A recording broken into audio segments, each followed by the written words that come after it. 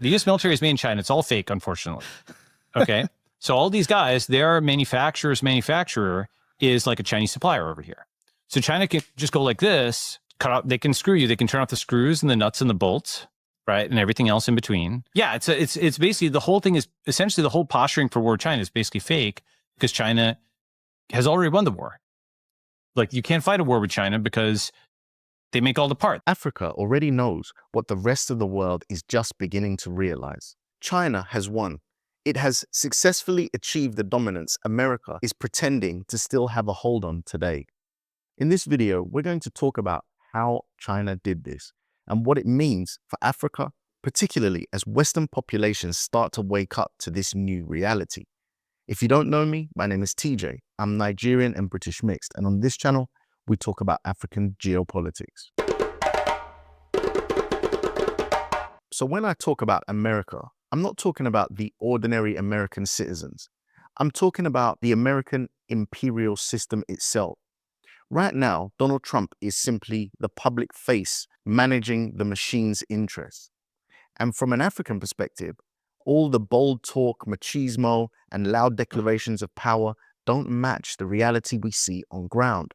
So last week, Donald Trump declared that America is working to retake Bagram Air Base in Afghanistan from the Taliban because it's 1 hour away from where China make their nuclear weapons. This obsession with military positioning against China exposes the fundamental problem with the American imperial machine. While Trump talks about reclaiming airfields to monitor Chinese nuclear facilities, China has spent the last decade building railways, hospitals, and deep water ports across the world. America sees military bases as a projection of power, the monitoring system of the world for freedom, whereas China sees infrastructure as a projection of influence. And the results speak for themselves. China has already defeated the United States without firing a single bomb, launching a single missile, or threatening a single country. They've won the most important battle of the 21st century, the battle of the hearts and minds across the global south and now the rest of the world. The interesting thing is that they've done this with soft power, quietly, so efficiently that the Americans still don't fully understand what's happened. The numbers tell the story America doesn't want to admit. The United States maintains 750 military bases in at least 80 countries around the world, whereas China has exactly one officially acknowledged military base, with a possible second if you wanted to categorize an air base that they have in Cambodia. America spends $70 billion annually just maintaining these overseas installations, while China spends that money building actual infrastructure that people can use. But here's the most devastating reality American military planners don't want to discuss publicly. China controls the supply chain that produces American military weapons, the rare earth elements, the manufacturing components, and the base materials that go into American missiles, fighter jets, and naval systems. They all flow through Chinese-controlled supply chains. If a hot war actually broke out between America and China, China wouldn't need to win through superior military tactics and technology.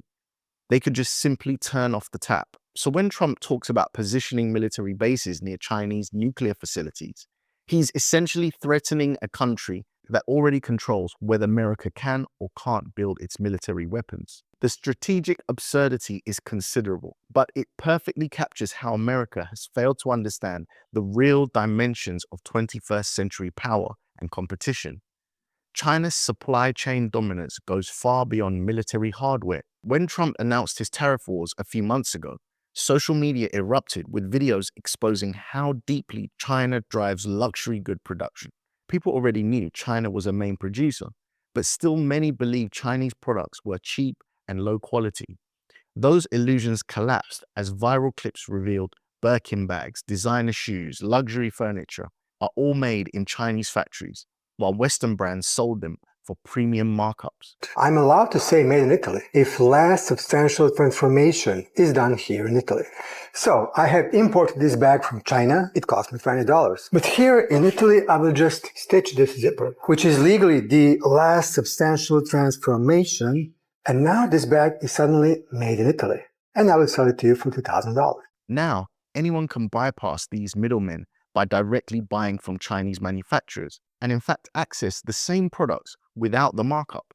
And this shift extends into smartphones, gadgets, TVs, and even cars, where Chinese companies are consistently out-innovating Western legacy brands at much lower costs. So when Trump throws around the word nuclear in regards to China, is it really about being a nuclear threat? China hasn't made a single nuclear threat against any nation. They haven't positioned themselves as aggressors. Their public officials aren't standing on podiums talking about bombing other countries. Even when they discuss the controversial issue of Taiwan becoming Chinese again, it's not a nuclear concern. Meanwhile, what has America actually done this year? The United States has bombed multiple countries in 2025 alone. Operation Rough Rider in Yemen involved massive air and naval strikes that killed dozens. American forces struck 3 Iranian nuclear facilities in June with bunker buster bombs, an operation that Trump called a spectacular military success.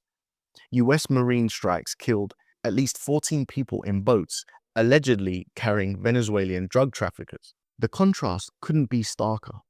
China gets labeled as a nuclear threat despite threatening no one.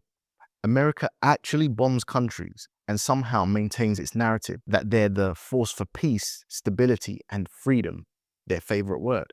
The world is watching, and they're drawing their own conclusions. You see, before launching this channel, I had subconsciously bought the West propaganda about China without even realizing. Just hearing the word China kind of triggered a negative reaction, and I was primed to believe the worst, no matter the reality. Only recently did I realize the word itself had been weaponized. America turned China into a symbol of communist imperialism, reinforced every time the news uses the phrase, the Chinese Communist Party. But China isn't really a communist country anymore. In many ways, it has kind of become a capitalist giant. Still, the framing conditions people to see China as a threat before they even look at the evidence. Nothing illustrated this global shift more than when American influencer Speed live streamed his trip to China. Just in his early 20s, with 37 million followers, he became ironically China's biggest promoter. Despite coming from a country that consistently pushes negative rhetoric about it, Speed's cameras captured a China that completely contradicted American propaganda narratives. The US has spent billions on anti-China propaganda, only to be undone by Red Note and Speed stream, wrote one viewer whose comment received thousands of likes. Another viewer wrote, after watching this video, I realized how foolish my previous views on China were. I've decided to plan my trip this year to China. Speed's unscripted, authentic footage showed 35 million viewers that China's a modern technological powerhouse that looks more advanced than most American cities. While America spent over $7 trillion on wars in Afghanistan and Iraq, China invested in its domestic infrastructure and global partnerships. While America maintains 750 military bases, China built the world's most extensive high-speed rail networks. While America bombed countries, China built ports, roads, and power plants all over the world. You see, Africa is also a victim of the West's propaganda. It always depicts Africa as backwards, desperate, needing Western aid and help. The irony is real. America remains complicit in Africa's challenges. Military meddling, covert coups, neo-colonial extractions keeps nations dependent. They create problems, then position themselves as savior. China's approach is different. They identified what Africa needs: roads, airports, power plants, infrastructure, and made deals. They build what you need and in return ask for access to resources. America tells Africans China wants to spread communism, which is false. China builds infrastructure African populations can see and touch. America warns about Chinese debt traps, which, up until this date, I can only really think of one significant default. While America practices actual money debt system traps, this is done through the IMF and the World Bank programs and has been done for decades. They lecture about Chinese environmental impact, while Western companies have polluted African rivers for centuries. China's relationships with Africa isn't perfect.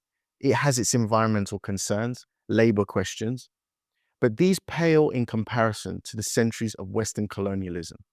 When America warns about predatory Chinese practices, Africans ride on Chinese railways, use Chinese airports, benefit from Chinese power plants, while remembering Belgian plantations in Congo, British extraction across East Africa, and French's still existing CFA franc system. The truth is, China has broken the Western development monopoly. African countries can pursue projects without Western approval, but America digs in deeper instead of approaching Africa with humility, doubling down on failed strategies, military interventions, colonial aid, and propaganda. The marketplace has changed. African nations have alternatives and unprecedented leverage.